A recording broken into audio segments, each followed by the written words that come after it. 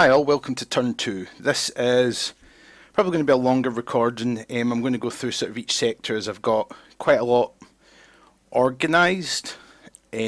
Possibly I have a fuller understanding of the scale of disaster facing me. So I'll just talk about the high level about what I think's happening, and then I'll run through some of the key points to show what I'm trying to do anyway. So with that said, let's get into the meat of it. There's more arrows on the board. You also see army groups in blue. I needed more organisation than just assigning divisions to do specific things or corps to do specific things. So I've combined things into army groups a bit. Most of these are quite hollow though, so it's not quite as impressive as it sounds. So as I said in the 1.5 one, you can see out in orange there. Oh, hang on, let's get the pointer up here. And there we are. Out in orange line there is the route, the sort of German advance. The green lines are where my defensive lines are. So if we start in the north here, you can see the Germans here have just done an overall advance. This is what I'd expect to see, a mixture of panzers and infantry advancing forward, gobbling up Russian units. This area here in green is where there's a whole bunch of individual corps caught up and basically getting chopped up. So they're falling, and they might last another turn, some of them, but they're pretty much gone. Around Minsk, I've set up my first defensive line, but it is quite empty. And then here along the river, there is a defensive line of varying strength. So there's a very solid line, there is a very insubstantial line, and there is somewhere in between. That's roughly the markings I'm using for myself to see where reinforcements go.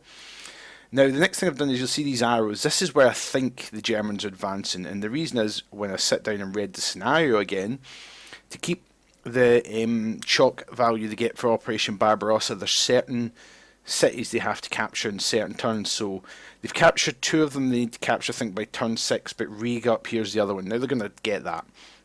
And then the next line is for up here, there's Pskova they need to capture next, and then they need to do Tallinn, and they need to do Smolensk.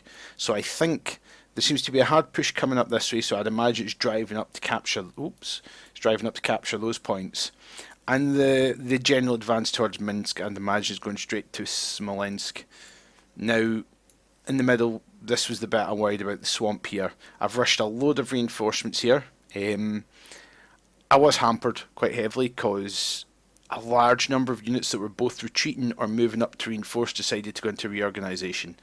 I basically sat down and had a picnic in front of the Germans. That screwed up a lot of the plans I had, which is quite painful. But we've got a relatively solid line, and we've got more reinforcements coming there. What I think these Germans are going to do is go south, because they have to capture him down here by turn 3. By turn 12 or something like that. And they have to capture him just in front of Kiev. So I think what he's going to do is, because there's such a slow advance coming here, my gut says he's going to swing hard down the river and just try and capture this whole lot. As for the rest of the sector, we've still got a couple of pockets cut off. Here's a big pocket where I've spread out and made some space, but there's no escape for them. They're boned, but they're holding him up for now, but he's not in any rush. The infantry's just taking its time, waiting till they starve out and then reducing them. And over here, there's a slightly annoying one where an armoured division was in reorg and got caught.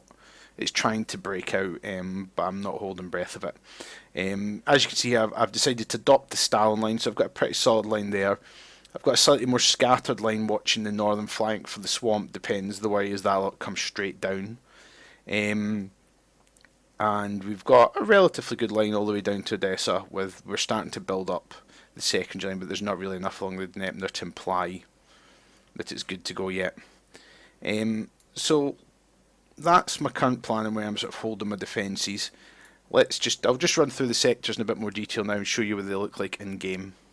So let's start with the Arctic sector first of all.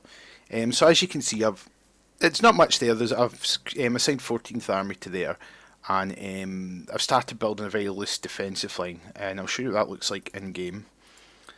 So this is it in game just now, and the key thing I'm trying to defend here is Polarny here, because when I read the rules, there's like a 50% supply point in Murmansk, there's a couple of them down by Leningrad, but if the Germans take Polarny, then they all go away.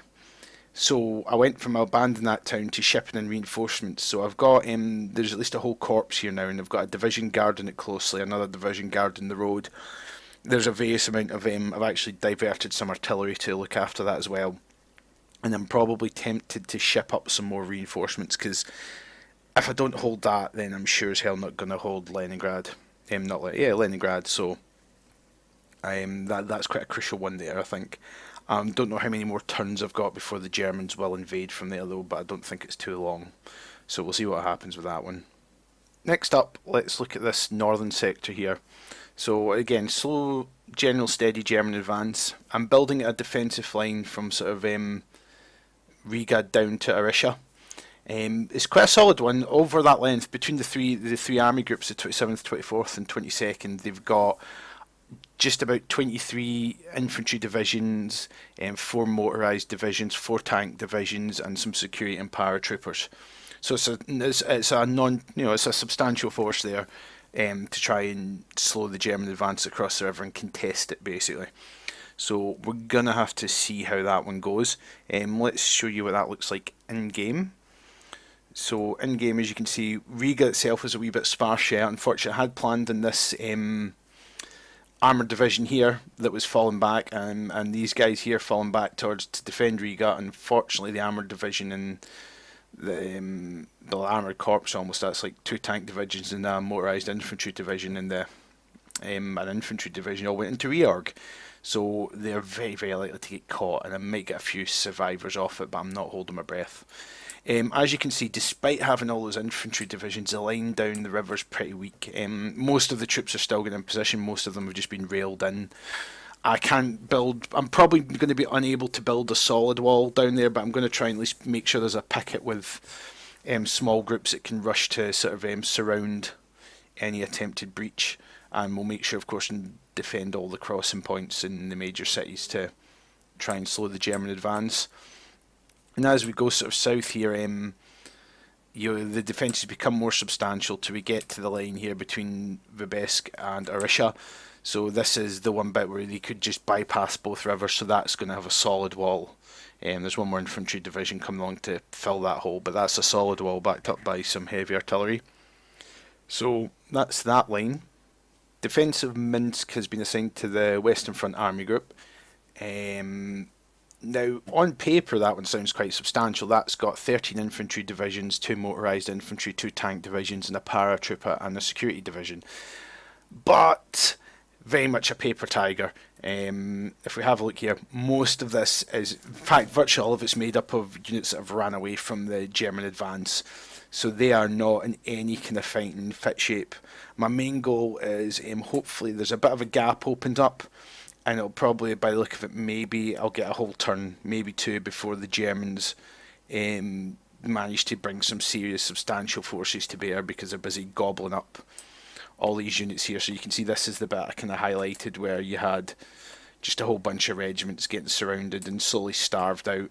They're just digging in and trying to be as awkward as possible, but there's no escape for them really. The German player, whenever I've tried, he's got it sewn up pretty tightly, so I've just accepted their death and moved on. There's a few units fighting a rear guard action here, just trying to delay the Germans a bit. So we'll see how they get on. The line itself is relatively solid in the approach to Minsk, but the flanks, he's going to run around the flanks. So I've got some divisions picketing there, and I'm pulling some more in from the north and from the south. The south I'm not so worried about, lots of forest, very easy, it's good defensive country there. The north is more open, so I'm just going to pick at that, but I don't expect Minsk to hold. It's mostly there to force them to slow down and build up, and to give me time to establish another army behind it to protect the stretch of river, because currently it's pretty weak.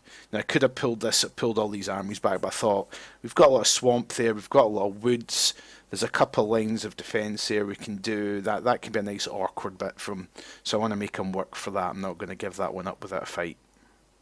Next up, I want to talk about the kind of key action where I think my opponent's really pushing here, the swamp. So through the swamp bit and the push sort of down towards Kiev. This is kind of the most dramatic part of the map, I think. So let's show you that. Now, first of all, just to mention, I've got the 21st Army is basically guarding from Chernigov here to Gomel. and then the Kiev force basically takes from Chernigov all the way down to Cherkasy. Now the 21st Army, that's quite substantial. That's now 15 infantry divisions, 2 motorised divisions, and 4 tank divisions. Most of that's reinforcements. In fact, virtually all that's reinforcements that have came from the east, but it's all also just getting in position. So I need at least another turn for they're going to be effective. And the Kiev defence area currently has just 7 infantry divisions, 4 motorised, 6 tank, and a paratrooper division, because most of the infantry's defending further forward, so I'm not so worried about what comes to the south. So let's show you what that looks like on the map. Click. Come on, there we go. So this is the beachhead. It doesn't look much, but in there's a lot of engineers and infantry. Basically, he's brought all the tools he needs to get across that river quickly and to keep it flowing. Now I managed to sacrifice a patrol boat. It's pretty much the river flotilla's toast here, but I managed to get behind them at least once and block. Hopefully that slows them down a little, maybe cost some supply. As we can see, one of the key divisions I'd put forward to help defend this area decided to go into reorg before it was in position. The rest of it is shipping in as we speak, so we've managed to get one division dug in along here. No, it's not one division, one corps if you like, which is generally about 3 divisions. Gomel, I've got some more guys, another corps dug in behind there. And we've got a bit more troops heading up to support Zoblin to support this area. But again, we can't give it a full line, but we can do our best. As you can see, there's still a factory in Gomel. That's because the factory's decided to reorg, so I can't ship the buggers out. In general, we've got some more units heading down here as well, just to kind of cover this area, because I'm pretty sure he's going to attempt to sort of swing up as well behind Minsk. So I've got some units guarding the routes there. But ideally, I really do need one more turn. Slowing down. As you can see, I'm making a desperate attack here with some fortified infantry, because there's just a lot of stuff in trains. And it's only guarded by 1 special forces, which they're not like powerful units, so fingers crossed, but I'm not holding my breath and it doing much. Just to scroll further south in to show you Kiev itself, it's mostly an artillery park right now. It's not got much in the way of defending infantry. But as you can see, there's stuff falling back. There's a number of armoured divisions falling back to support. And here, just to show forward, this is the Stalin line. So this is the division I mentioned that got itself caught, but it's only captured currently by recon, so hopefully it might be able to break out. And over here, as you can see, we've got some divisions still fighting, very slowly losing ground though to the enemy, so they're just holding in. But as you see, it's a bit of a surprise, isn't not much of the way of tanks here at all. If you look, it's just all infantry. I'm not seeing the tanks in general. That's why I think they've gone down here, because there's that's an SS Motor division, but I've seen a lot of recon go down there, so that's what I think his tanks are. I think he's actually trying to preserve them and then use them later on for a bigger, more dramatic push. So as you can see down here, the defensive line is on the whole solid actually.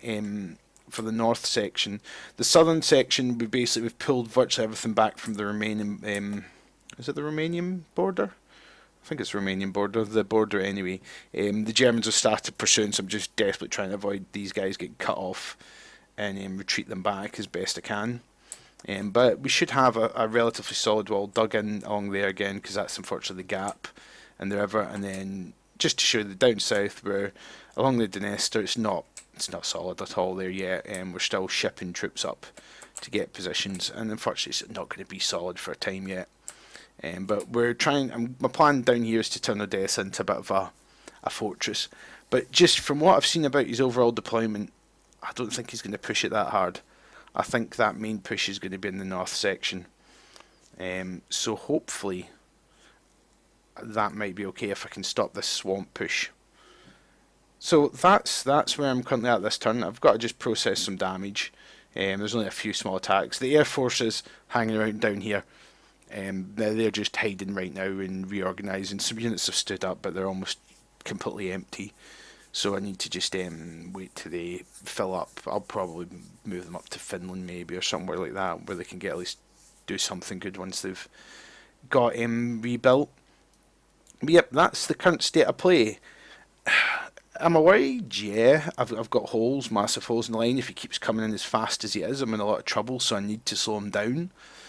I figure he's got to be getting he's came across really quickly, so he's got to be low in supply. His supply's got to be, his lead units, have got to be low in supply. At least going to have to slow down soon, I hope.